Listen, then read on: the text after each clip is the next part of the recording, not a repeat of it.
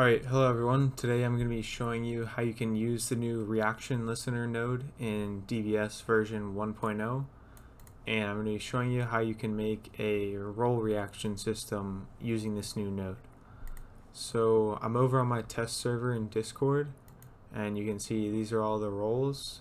So first of all, I'm just going to be showing you how you can make it so that when a user reacts to the node with a certain emoji, then they will receive a certain role, and I'll just be using the USA role as a test.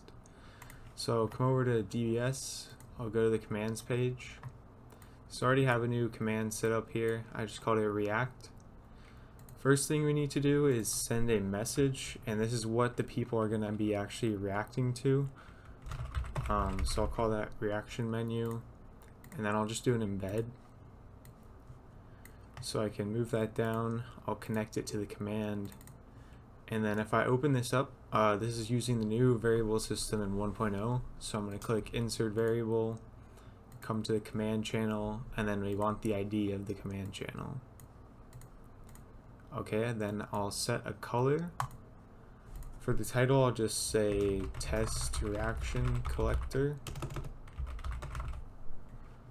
And then author, sure, we'll do DVS bot.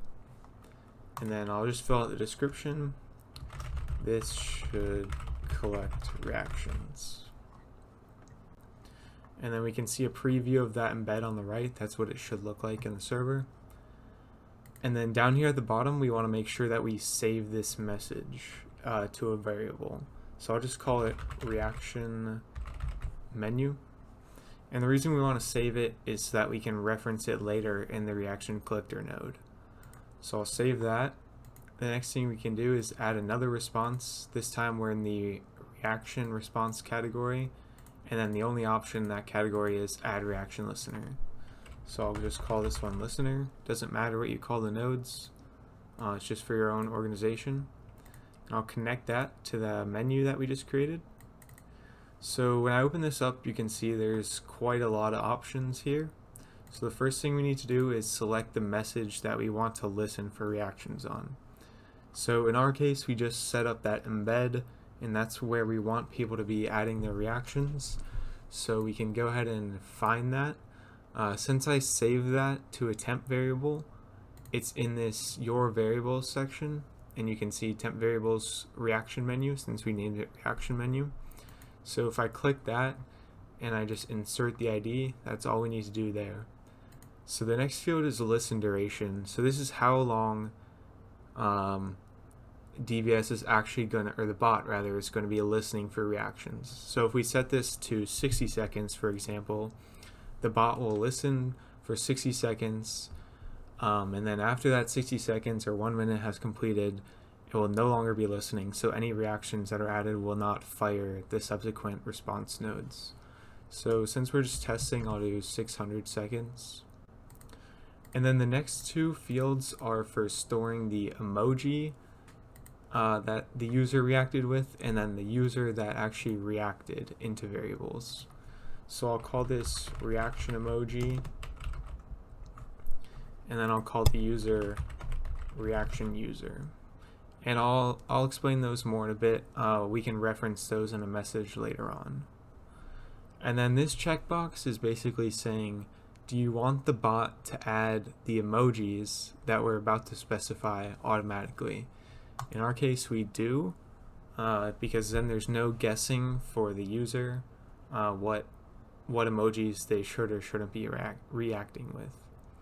So then down here at the bottom, we can add as many emojis as we want, and those are basically our reaction menu options. So I find the easiest way to do to find an emoji to copy is to just go to Google and type in copy paste emoji. First site you get, you can see there's Unicode emojis here that we can copy. So I'll just pick a random one. Sure, we'll do the cowboy. Copy that, come back to DVS, and then I'm just going to paste that in. And then just so we can show an example, I'll do another one. Maybe we'll do an angry face, and I'll paste that here. Now we've done everything we need to for this node, so I'm going to click save. and you can see it's automatically added 2 outputs, one for each of those emojis that we just added. So for my case, I want to add the USA role to the user who reacts with that cowboy hat emoji. So back in DBS, I'm going to add a new response. We're going to go to user action and add role to user. I'll just call this add USA role. And then I'll connect that to the cowboy output. So essentially what happens with this node is whenever someone reacts with this emoji, this chain of responses will then be fired. And then we can also connect responses to this emoji as well. You can obviously, like I said, add as many emojis as you want and have as many different sequences that follow. So inside the add role to user node, all we're going to do is find the command author, because the person who, or rather we're not going to use the command author, sorry, we're going to find the reaction user. So as I mentioned before, inside this listener node, we saved the user as reaction user. So that means that whoever reacts with the specified emoji, that user is being saved to the reaction user variable. So that's the user that we want to add this role to. So reaction user, and we'll take the ID once more. And then for the role name, I mentioned it's just the USA role, so then we can save that. And then just to show you how it works, I'll add a message response and I'll connect that to that angry face emoji. So I'll connect that, and then inside here I'll just specify command channel once again, so we send this back to the channel that the command was sent in.